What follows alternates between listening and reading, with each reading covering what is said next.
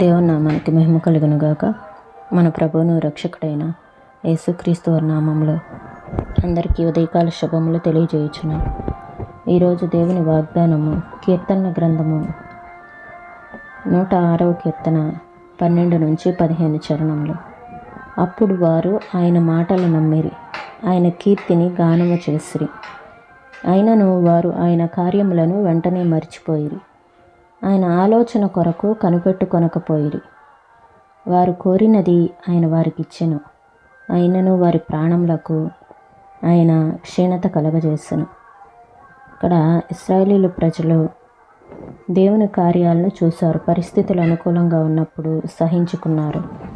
పరిస్థితులు అనుకూలంగా లేనప్పుడు దేవుని మీద ఆధారపడకుండా భౌతికమైన వాటిని, శరీరానికి అవసరమైన వాటి మీదనే ఆధారపడి జీవించారు. అలానే నేటి దినాల్లో కూడా చాలామంది క్రైస్తవులు ఇలానే ఉన్నారు. బాహ్య విషయాల మీద, పరిస్థితుల మీద, ఇహలోక సంబంధమైన వాటి మీద ఆధారపడి జీవిస్తున్నారు. అయితే మనము అన్నిటికంటే ముందుగా ప్రతి దానిలో దేవుణ్ణే చూడాలని దేవుని యొక్క ఆశ. అలాంటి విశ్వాసమే మనం చూడాలి. పరిస్థితుల మీద ఆధారపడి ఉండే విశ్వాసం కాకుండా మనము చూడక, లోకం ఏమంటుందంటే చూసి నమ్మమని ప్రపంచం చెప్తూ ఉంటుంది.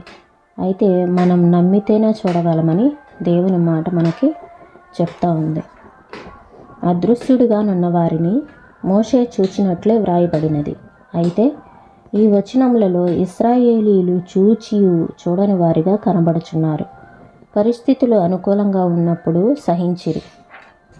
అదృశ్యుడిగా వారి మధ్యనున్న ఆయన మీద ఆధారపడక వారి భౌతిక శరీరానికి అవసరమైన వాటి మీదనే ఆధారపడి జీవించిరి. నేడును చాలామంది క్రైస్తవులు ఇలాగే ఉన్నారు. బాహ్య విషయములపైనను, పరిస్థితులపైనను, ఇహలోక సంబంధమైన వాటి మీదను ఆధారపడి జీవించుతున్నారు.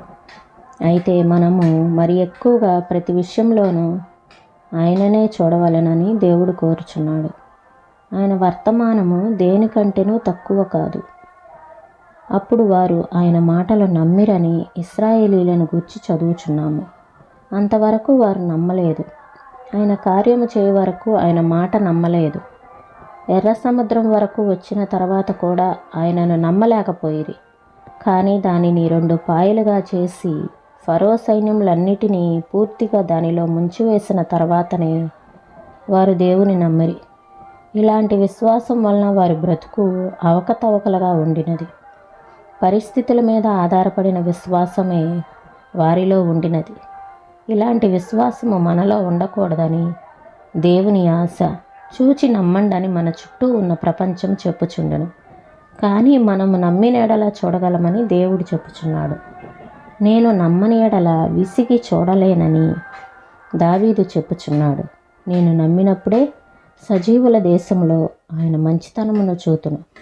పరిస్థితులు అనుకూలంగా ఉన్నప్పుడు మాత్రమే దేవుని నమ్ముచున్నావా, లేక అవి ప్రతికూలంగా ఉన్నప్పుడునూ దేవుని నమ్ముచున్నావా?